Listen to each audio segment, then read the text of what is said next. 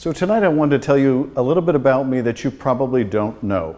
I'm not originally from California. I'm from Boston, or more accurately, a suburb called Framingham. My father was in the clothing business, the schmata business, if you speak Yiddish, or what he used to call the rag business. He made $18,000 a year. Now I bring this up because my folks bought our first home for $18,000.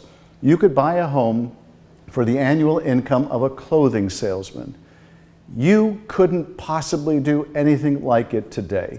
One of the biggest challenges we have in California and around the country is that we just don't have enough housing. People can't afford a home. And of course, we have the twin epidemic of homelessness. I want to see the Democratic Party lead a housing boom. I want to see us build millions and millions of new units of housing all over the country. You can't solve the problem of homes that are just unaffordable, and you can't solve the twin problem of homelessness unless you're building a lot more housing. It just can't be done. Ezra Klein, who wrote a book on the abundance economy, describes it this way. It's as if you have 10 people playing musical chairs with only 9 chairs. Somebody is going to be left without a seat. If you don't have enough chairs, someone is going to be left sitting on the ground, and the same is true of housing. So Eisenhower was known as the guy that built the roads and highways, not to mention his role in World War II. I want the Democratic Party to be the party that made the housing boom possible, that once again made it possible for Americans to enjoy the American dream, to be able to afford a home, their mortgage, their rent. I want to make sure that we move people off the streets and into housing. So this is going to take strong federal help and incentives and partnership. And it's going to mean at the local level, that local government needs to get to yes on new housing starts. They need to move quickly. They need to move with urgency.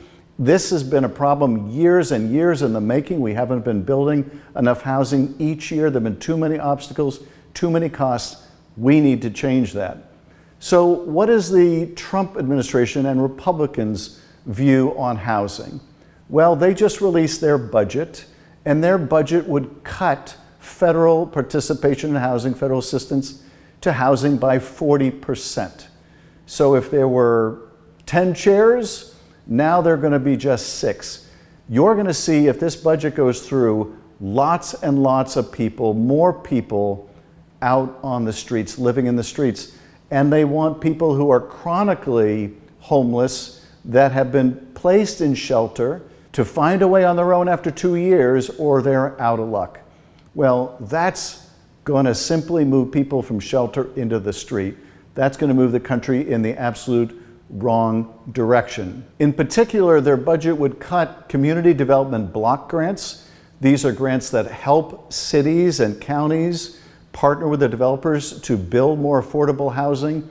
And they want to cut radically the Section 8 program that helps people afford their rent. That is simply going to fill our streets with more people who are homeless. And there are 2 other steps that Trump is taking that's going to make the problem even worse, and that is Trump's tariffs are raising the cost of building materials. That's going to add 10 or 15 or 20 or 30,000 more to the cost of a home. And his mass deportation plans may just have the effect of increasing the cost of labor to build homes. So Trump and the Republicans want to move in exactly the wrong direction. Actually, the Republican view, the Trumpian view of housing is a bit like this scene from It's a Wonderful Life. Here, you're all businessmen here. Doesn't it make them better citizens? Doesn't it make them better customers? You said that what'd you say just a minute ago? They had to wait and save their money before they even thought of a decent home? Wait for what? Until their children grow up and leave them, until they're so old and broken down that do you know how long it takes a working man to save $5,000? Just remember this, Mr. Potter, that this rabble you're talking about, they do most of the working and paying and living and dying in this community. Well, is it too much to have them work and pay and live and die in a couple of decent rooms and a bath? Anyway, my father didn't think so. People were human beings to him, but to you, a warped, frustrated old man, they're cattle. Well, you can guess who Potter is in real life, and he occupies a White House just down the street from here.